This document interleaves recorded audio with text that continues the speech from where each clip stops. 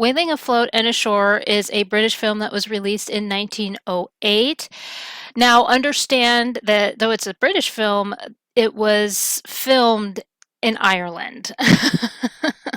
Yeah, that could be a little confusing. It was for me at first. I thought that this was an Irish film, but I did some extra digging and this is a British film, but the location is Ireland. So now the producer is Robert W. Paul.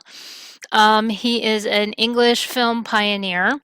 He also was known for a lot of his scientific instruments that he made. I will put his information in the description box. I highly recommend looking him up.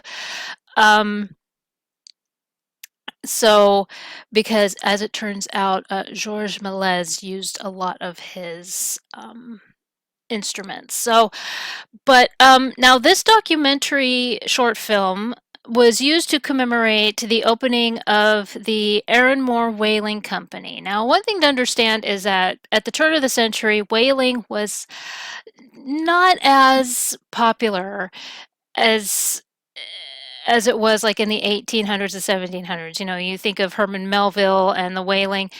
There was a time when the whaling industry was so much that everything was, I mean, like ink uh, was used, and even clothing and paper and all of that.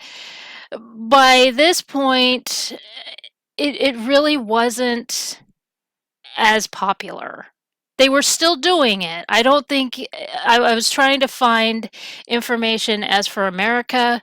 I think it was banned at that point.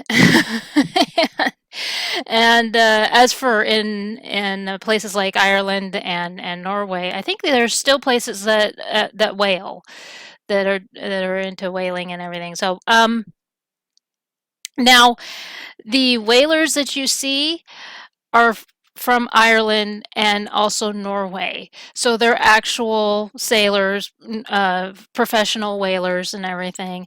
And I found it very fascinating because you're actually on the ship with them. You get to see the whale next to the boat, you know, the fish up next to the boat, and then of course it shows them cutting down the carcass, and and at the whaling facility and everything. It's really, I found it fascinating. Some of you may not. Yes, they do cut down the carcass and and all that. So if you're a little squeamish with that, don't watch this. So just telling you right now.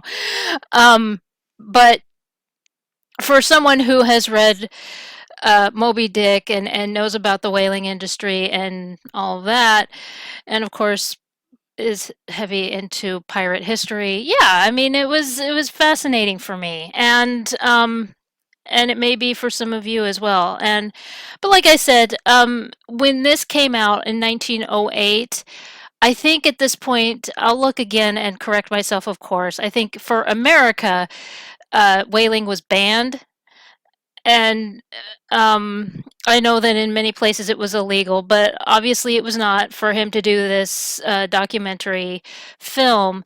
It was still holding on in Britain, and so, but anyway, this is Whaling Afloat and Ashore. It is a documentary film that was released in Britain. The location of it was in Ireland.